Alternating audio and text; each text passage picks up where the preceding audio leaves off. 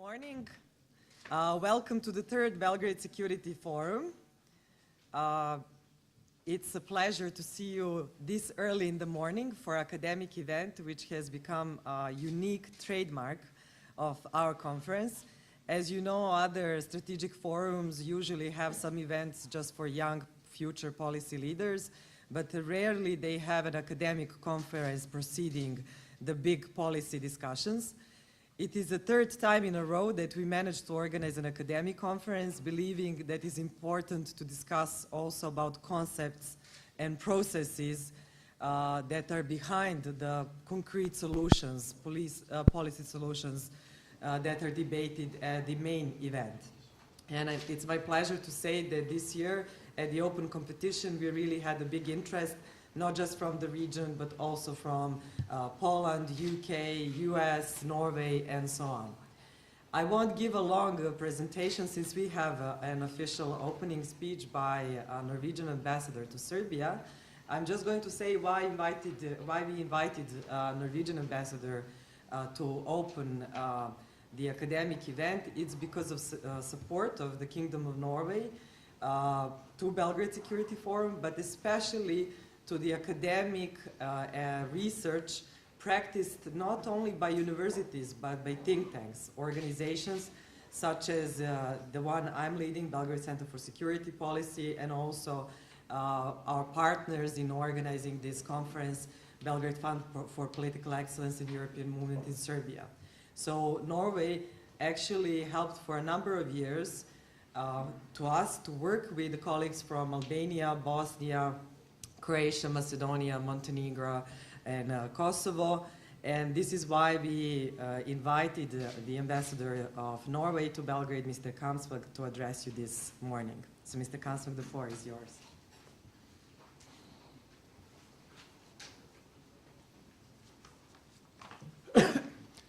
Good morning, ladies and gentlemen. It's very nice to see such a big gathering early in the morning to such an event, and to welcome you to the third Belgrade Security Forum and its academic part, which deals with transformation of state and professional practices in international security.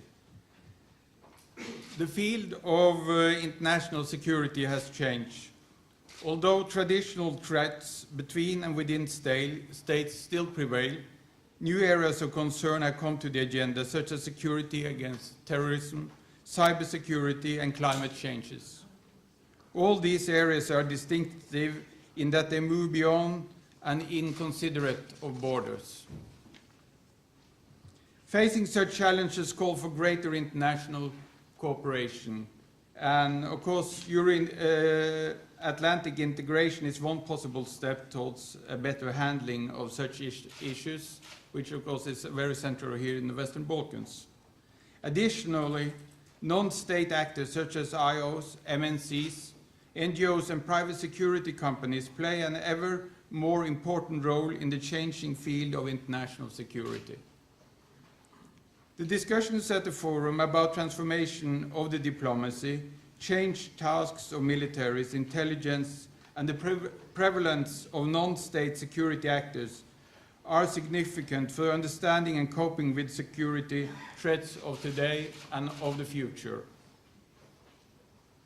The unique feature of BSF is its academic exchange, which precedes a policy event, as Sonia said.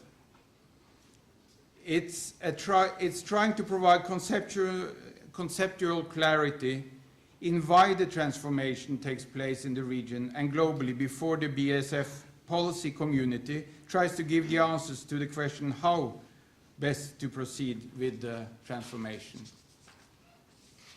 The relevance of the academic exchange has been expressed in the fact that there has been a strong increase in the number of applications for these events, which this year I think there was said to be 80 applicants for 10 spots. Very, very encouraging. I'm happy that Norway has been able to support this forum during its 3 years long history. It has been a primary patron of academic exchange in the BSF and participation of regional researchers in the event. In between the Belgrade Security Forum meetings, Norway has supported through Norwegian Research Council the collaborative research on transformation of the Western Balkans from conflict zone to security community. The support has enabled junior researchers from Albania, Bosnia and Herzegovina, Croatia, Kosovo, Macedonia, Montenegro and Serbia to learn from their Norwegian colleagues from NUPI and to contribute to wider IR debates with an empirical study on how professional security cooperation influence the perception of friends and enemies within the region. I'm looking forward to hearing the key findings of this research, both in the academic part of BSF, as well as in the night owl session this evening that will deal with the gaps in regional security cooperation. Norway has for 20 years been involved in peace and reconciliation processes in the Balkans, and will continue to give its support and expertise on these and other matters.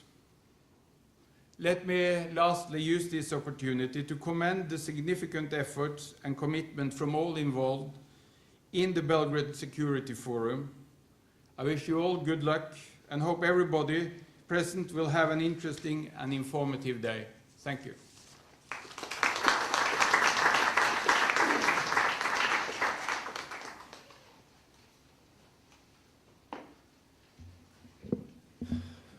Ladies and gentlemen, dear guests, let me first introduce myself. My name is Filip Eidus. I'm academic coordinator of the Belgrade Security Forum, and I will also be chairing the first panel on diplomacy instead of Ms. Tanja Miščević, who unfortunately had to cancel.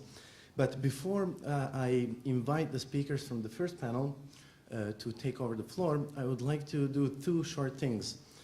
The first one is briefly to say something about the academic event, and then secondly to introduce our keynote speaker. So something about the keynote, about the academic event and the rationale for this academic prelude to the policy part of the forum. As you know, the overall theme of the Belgrade Security Forum is construction and deconstruction of states and world politics at large as well. So with this academic event, we actually wanted to lay some scholarly foundation for the policy discussions that are going to follow tomorrow and the day after tomorrow. And we are particularly interested in looking at a specific facet of this transformation.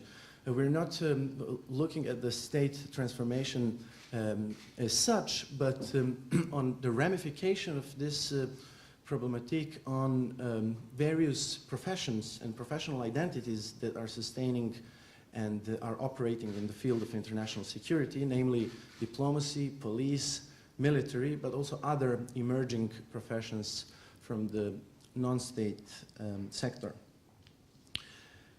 So I hope that discussions that we're going to have today are going to enlighten and help us better understand policy challenges of the day.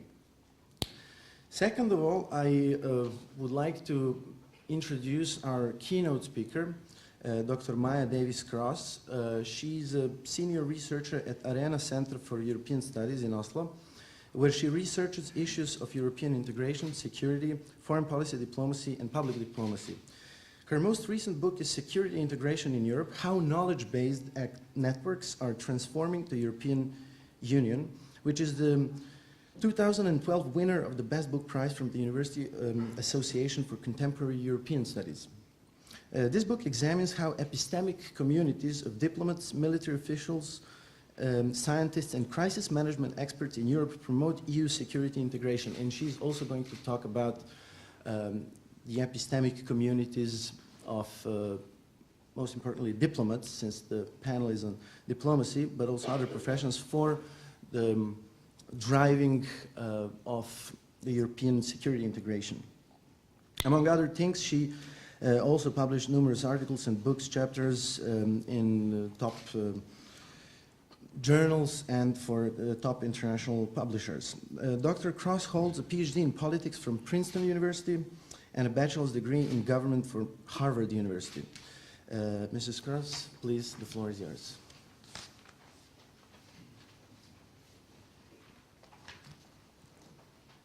Thank you very much. It's really wonderful to be here. Thank you, Philip, and I'm very appreciative to participate in the Belgrade Security Forum this year. I'm looking forward now to sharing with you some of my research, and I hope it has some bearing as well on what you work on. A lot of my work to date focuses on what I think really is actually the central puzzle for European studies at the moment, and that is how far will EU integration go? And in particular, will it come to encompass security as well? Of course, this is the hardest test for EU integration. So if it does encompass security, the question is why? So in my recent book, I argue actually to a surprising extent, integration in the security realm is occurring in the EU. And of course, the expectation has been that integration would not grow to encompass security because it's so central to state sovereignty. Member states, for the most part, are still very reluctant to give up sovereignty in this area. Much of the research to date on the common foreign and security policy emphasizes member states' preferences. But since we know that member states more or less resist giving up sovereignty, I have focused my research on the role of actors that are actually pulling towards further integration rather than those that are pulling away. So my research suggests that epistemic communities, or transnational networks of experts, based in Brussels, are driving integration forward as a result of their objective professional expertise and internal cohesion within their professional grouping. They are actually able to persuade member states to agree to policies that lead to a more integrated approach to security. So in this talk today, I'm going to first elaborate upon my research puzzle, which rests on the evidence that I'll present that security integration is indeed underway. Second, I'll spend a bit of time describing my conceptualization, what are epistemic communities, and how can we use this concept to research EU integration. I'll then walk through two of my case studies that I published in my recent book, and finally conclude that these epistemic communities do matter. They matter to varying degrees, but they play a strongly persuasive role in overcoming member state resistance. So for the first part, I'll talk about the actual research puzzle, the empirical puzzle. It's of course not at all common to make the case that security integration is occurring in the EU. As you know, the perception among the general public is that there's really no significant security policy at all for the EU. And indeed, many people would argue there isn't even really a political component to this integration process. But even if we look among EU scholars, most argue that the security side of EU integration, EU activities, reflects merely intergovernmental cooperation rather than integration. And even then, it is perceived to be quite weak. These scholars often cite as their evidence the active and visible resistance coming from member states' capitals. So if there is security integration, as I argue, it has to be occurring in practice in more informal ways, and not in the member states, but in Brussels instead. So what evidence is there that security integration is happening to some extent? In this respect, I have distinguished between hard and soft integration.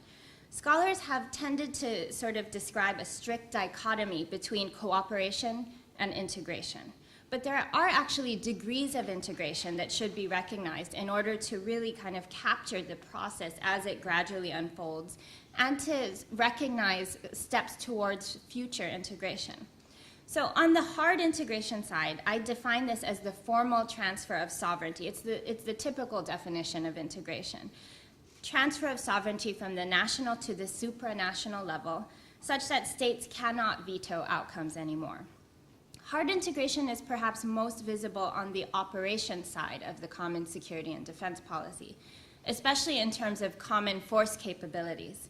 So we can think of examples like Eurocorps, Euro forces, the European Gendarmerie Force, the battle groups, even though they haven't been used yet.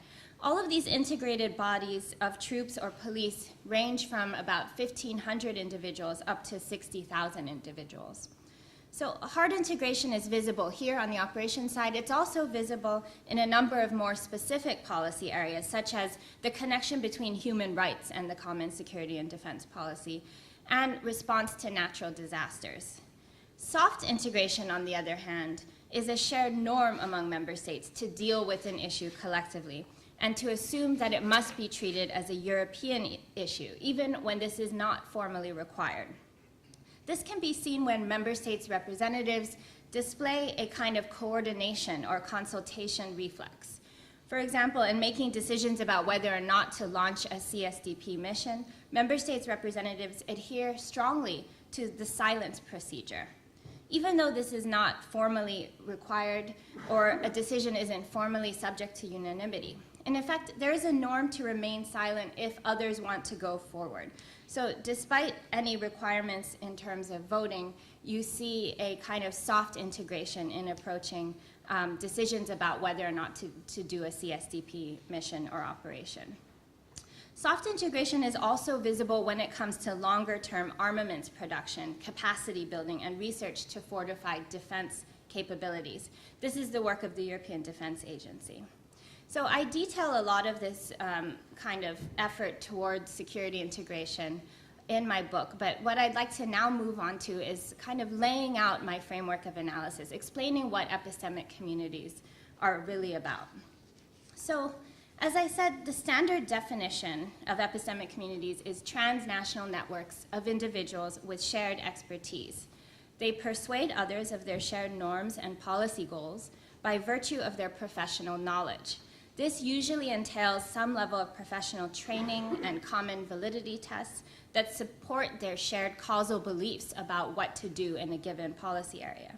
It's important to understand that epistemic communities do not encompass an entire discipline. Not every transnational group with expertise is an epistemic community. All members must have the necessary level of expertise to understand the issues at stake, as well as to interpret the information similarly and then form the same goals about what should be done. Importantly, they must be driven by this expert knowledge and not some other motivation to be an epistemic community. So besides this kind of standard notion of epistemic communities, I've also tried to refine the concept a bit more to make it more applicable to the case of the EU. First, I've argued that one cannot be too narrow in defining them. One common assumption about epistemic communities is that they rarely exist, and in fact, there has to be some kind of crisis in order for them to be invited to the table to engage in dialogue. I argue instead that they're often quite influential in the absence of a crisis or triggering event, because this kind of uncertainty that comes with a crisis is really built into the international system, especially in the EU, which is by definition a kind of work in progress with no agreed upon end goal. The second point I'd make is that an authoritative claim on knowledge that characterizes epistemic communities doesn't necessarily have to be scientific knowledge in sort of the hard science sense of the word. Diplomats, judges, defense experts, and international lawyers can be experts too, of course, without scientific knowledge. And they're not less expert because of the softer nature of their knowledge. Third, I would argue that the relationship between governments and epistemic communities is often highly synergistic, to the point that government agents such as diplomats and military officers also work within epistemic communities. And finally, there's been a tendency in the literature to assume that epistemic communities either exist or they don't exist. And I have suggested that actually they have varying degrees of strength or influence, varying degrees of impact. They can be loose or nascent. They can also be occasionally influential, or they can be constantly and highly influential. So I've argued, and I will present this case today, that internal cohesion within an epistemic community largely determines whether its members are able to reach a strong consensus and in turn persuade policymakers in their capitals. I focus in particular on 4 variables to kind of measure this internal cohesion. First, selection and training. Second, meeting frequency and the quality of the meetings, which includes shared professional norms.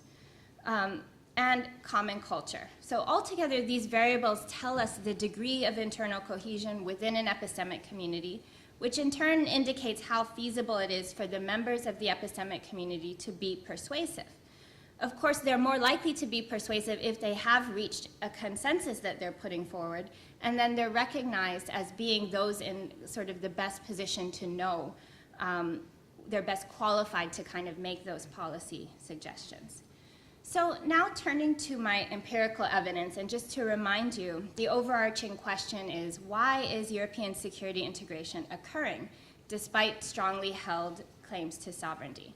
So to answer this question, I conducted around 80 interviews of members of 5 epistemic communities that I had identified. I also interviewed those close to them, and I interviewed those in various capitals around the EU that instruct these officials. I also consulted EU documents and national documents to be able to trace some of their influence on policy outcomes. So I'm going to talk about the 2 strongest cases, I think, in my research. One is the ambassadors who deal with internal security, known as the Committee of Permanent Representatives, or COREPER. And the other one is the EU Military Committee, which of course deals with external security. So starting with COREPER. Officially, as you know, COREPER is a high-level intergovernmental committee in the Council of the European Union. It's comprised of an ambassador from each member state. It was first established in 1958 with the mandate only to prepare meetings for the Council of Ministers. Thus, it was never given any formal decision-making power. But through its own initiative over time, COREPER has in many ways transcended its formal role, and many would say it actually has supplanted the work of the Council. So to explain this, I'm going to now turn to those 4 variables to measure the kind of internal cohesion we should expect within COREPER. So first, looking at selection and training. A diplomat is selected for a position in COREPER after decades of experience on the job. Over time, the very process of promotion and assignment to different postings means that the most successful diplomats eventually become recognized experts in particular policy areas, human rights, for example, trade, specific issues within EU politics. Many COREPER ambassadors have dealt with European issues throughout their careers, and they also understand in detail how the EU apparatus works, both formally and informally, and how to juggle the various member states' preferences. Among the various ambassadorships available to EU diplomats, an appointment in COREPER is considered one of the most prestigious as well as the most challenging.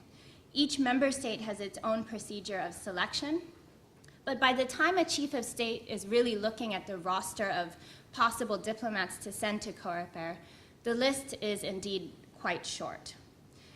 In terms of meeting frequency and quality of those meetings, face-to-face interactions are necessary for an epistemic community to flourish. Meetings are where dialogue occurs, information is shared, policy norms are agreed upon or reinforced.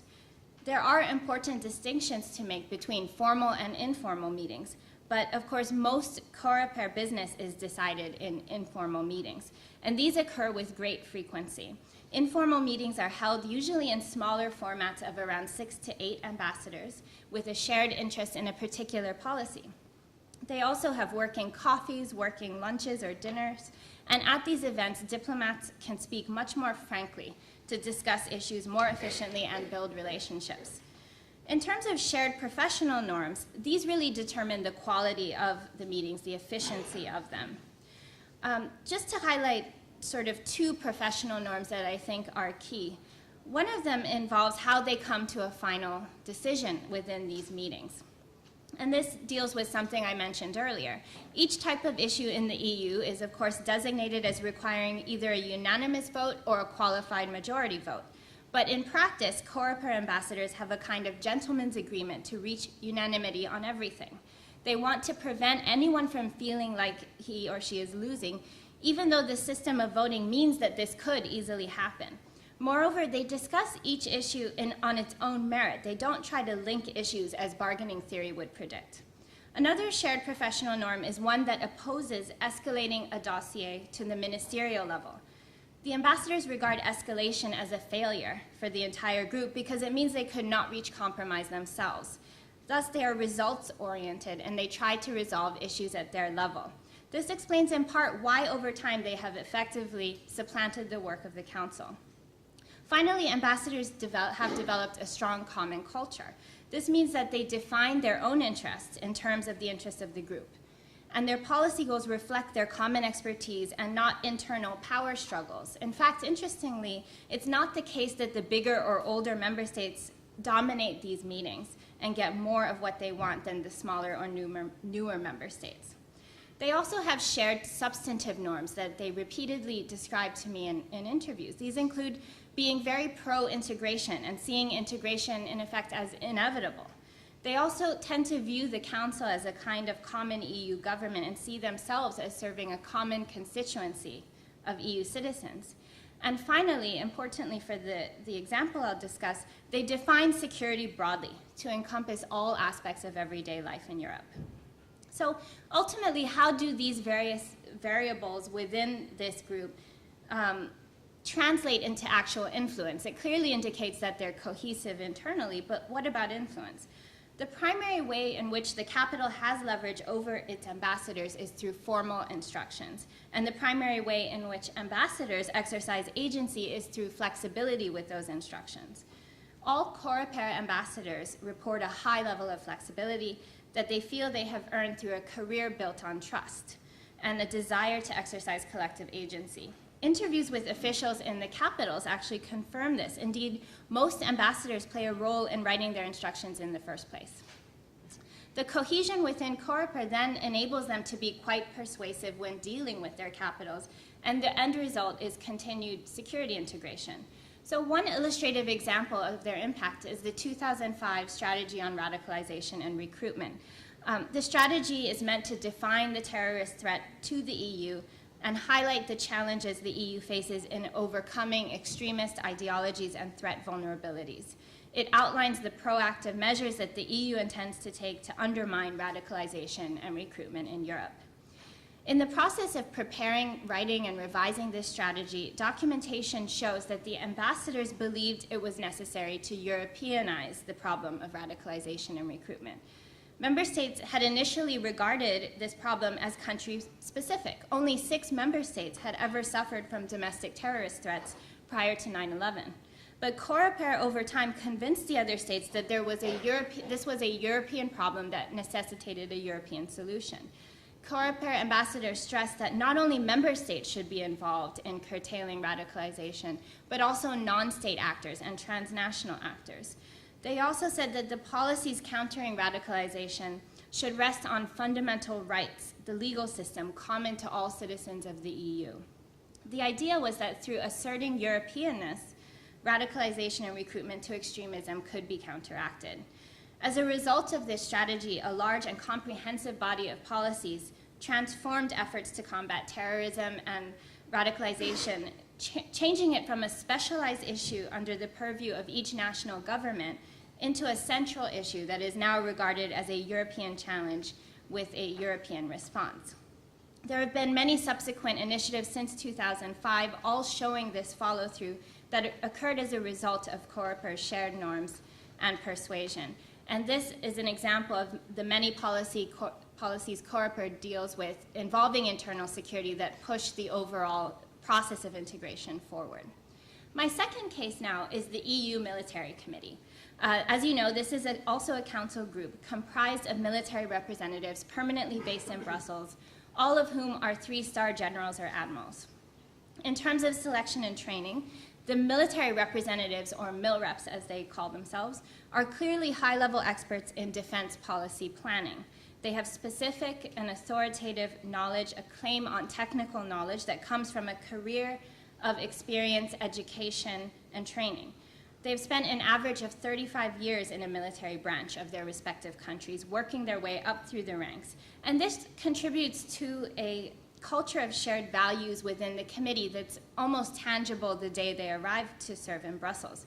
There's a strong historical context to keep in mind that has resulted in the convergence of military cultures and tactical expertise around the world, but especially in Europe. These military officials say that they've read each other's philosophers, military philosophers. And in part because of this background, by the time they come to Brussels, they find compromise is not so difficult. It's actually unproblematic, as they describe it, even in terms of nuances. Every interviewee reported that the main obstacles are always political disagreements coming from the capitals, not military ones. Once they have the go-ahead to prepare advice within a particular political mandate, they very quickly agree on what is necessary. And they often find workarounds even when there are political red lines. One thing is, it's important to note that these military representatives are double-hatted to NATO, with, of course, the exception of the EU member states that are not in NATO. From a classic state-centric and especially realist approach, you would not expect generals or admirals from different countries to comprise an epistemic community. They are quintessential state actors. However, in the context of the EU, they, like others, are redefining their role. They must now begin to think of security in light of integration, and this means fostering a dialogue about what shape the common foreign and security policy should take. In terms of meeting frequency and the shared professional norms, they meet formally once per week, but resolve, like COREPER, many of their issues in informal settings. It's often acknowledged that if a meeting is too formal or structured for the individuals to speak openly, then it is not as productive. So despite the fact that EUMC reps meet formally once per week, they have dinner together, they say 3 to 5 times per week, and they go on special away day visits to EU military operations, which are also informal. Beyond this kind of quantity of the meetings, we can look at the quality of the meetings. And just to describe one aspect of this, I can mention the distinction between flags up and flags down. Flags are up when the MIL reps are attending formal meetings. Literally every MIL rep is sitting at the table with his country's flag in front of him. And everything is recorded. They must present national positions. And then the reports that are taken of these meetings become official papers. When flags are down, the generals can discuss frankly with one another whether or not they actually personally agree with their instructions, and discussions take on a note of expediency. In these types of situations, there's a kind of signaling involved. For example, if one representative begins his statement with, "I have instructions to say," everyone is immediately alerted to the likelihood that he has strict red lines from his capital. And even though he does not personally agree with them, which is what that phrase signals, he may not be able to move from his country's position. An even clearer signal that a rep doesn't agree with his instructions and he knows everyone else won't like them is when he sends his deputy in his place instead of going to the meetings himself. This is a sort of protection mechanism to avoid a feeling of ill will. So they all understand signals like these, and it's part of their shared professional norms. And another one is the one I mentioned earlier, the silence procedure. Given that decisions pertaining to external military campaigns must be unanimous, it is significant that there's a strong norm against breaking this silence. They don't want to be seen or to have the reputation of going against a common position. So if you remain silent, the others can go forward with their agreement. This is really kind of flies in the face of the more rationalist bargaining approach, which might predict, likely, that these representatives would jump at the opportunity to break the silence. Instead, they tried to persuade their capitals not to do so. Finally, for common culture and esprit de corps, it helps that these military officials have followed very similar career paths and find that they have much in common with each other. Indeed, either they have met several of their colleagues at former postings, or they have at least served in the same location at one point or another. So this enables them to quickly take advantage of a natural rapport. There's a kind of general military culture among them, and then there is a more distinctive sort of EU-NATO one that they describe. The key characteristics of the more general common culture are threefold: efficiency, a can-do attitude, and the belief that no decision is a decision in itself. They all share the approach that they must be able to make decisions quickly, that there is always a solution, and that making no decision at all is a decision in itself, because if those at the top are silent, events on the battlefield will still play out. Along with this military thinking leads to a kind of norm that the group takes priority over the individuals who comprise it. And they surely apply this approach to decision-making within the common security and defense policy. Additionally, more on the EU side of that culture, they work with a more encompassing interpretation of security, which involves both the civilian political side and the military side. This is a major substantive norm for them. For example, during the discussions to establish the EU military operation Atalanta off the coast of Somalia, many of the interviewees described how they spent a lot of time developing a legal framework that would determine what would happen to the pirates after they were arrested at sea, and arguing that the problem could not only be resolved at sea, but also must be tackled on land, especially in terms of dismantling the financial system upon which the pirates relied. So this example shows that they do go beyond traditional military thinking. Another substantive norm that they share is the belief that they need to have more EU military capability so that the EU can operate effectively in the international environment. So for them, this means long-term capabilities development must entail integration. They want the EU to develop a common security identity. In some cases, a European army is what they mention as sort of the ideal, although of course politically this would be impossible, and they may not even suggest it, of course, outside of the interview. But this is significantly more pro-integration than the view coming from the member states. For example, all of the interviewees said that they would like to have a permanent operational headquarters for the EU, and the only holdout was London. So as for the dynamic between EUMC representatives and the capital, again, we can look to instructions, and they describe having a great deal of flexibility with their instructions. This is where they can really add value to the process. Of course, capitals often will negotiate with each other directly. But while each can probably do this successfully with 2 or 3 other capitals, when you're talking about 27, because Denmark has opted out, it's impossible to interact capital to capital with those many voices. So the final decision always rests with the committee. Even a delegate from a small country could introduce changes that weren't anticipated by any of the others. And they can deal with this when they're all in the room and talking together. Even the British official in charge of EU security in London said that it is a myth that policy making occurs in the capitals and that the representatives simply carry out the negotiations in Brussels. He said policy formulation happens somewhere in this space between Brussels and London.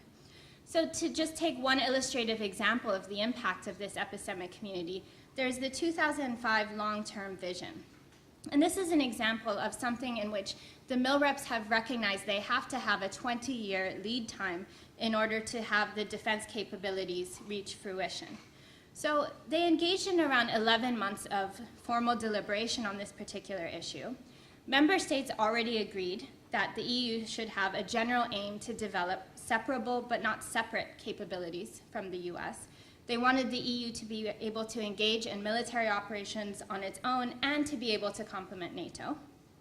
So in addressing this issue of what the EU should do militarily 20 years down the line, the mill reps talked about how in 2025, globalization would continue, but this would happen alongside a declining and aging European population. Europeans would comprise only 6% of the world's population, and obviously in terms of security, this would pose a challenge for maintaining defense budgets and recruiting people into the armed forces. So the key causal norm that emerged from this was that economies of scale in the military sector would lead to security for Europe. So in other words, further security integration was necessary to achieve security and defense for Europe in 20 years. For them, the trade-off was clearly between maintaining national sovereignty over security policy and achieving efficiency. This meant, as they wrote in their final report, the blurring of distinctions between intergovernmental and common decision-making processes with respect to a range of security issues. So when it came to convincing member states of this clear push towards security integration, not all of the defense ministers agreed to the document word for word, but there was general agreement, and even the UK, traditionally opposed to this level of security planning, welcomed the long-term vision's findings. The European Defense Agency has been crucial in carrying forward these conclusions of the Military Committee. So in 2007, they were ordered to begin work on achieving these goals. They were able to launch a kind of common market in defense procurement that has grown tremendously since then. So even now, the EDA in the past few years with the new director has expanded its purview dramatically. So just to conclude, the overall impact of what I've tried to argue is that security integration is moving forward beyond intergovernmental expectations. This kind of approach would have anticipated cooperation at most. But moreover, the nature of security integration reflects the shared beliefs of the key epistemic communities involved. The two that I've talked about, the EUMC and COREPER, are relatively strong epistemic communities, but I've also looked at others like the Political and Security Committee and the Civilian Crisis Management Group that are relatively weaker and even nascent in a way. Stronger epistemic communities, though, are characterized by expertise and a tangible common culture, which results in the ability to reach compromise quickly, to achieve a greater degree of flexibility with the capitals, with instructions, and to persuade political actors of their goals. They rely heavily on their shared professional norms and frequent informal meetings. Overall, security policy is clearly one of the areas in which EU member states will resist giving up sovereignty. But it is clear at the same time that if anything, epistemic communities serve to alleviate these tensions and shortcomings, finding solutions and achieving compromise that might not have otherwise been found. Thank you very much.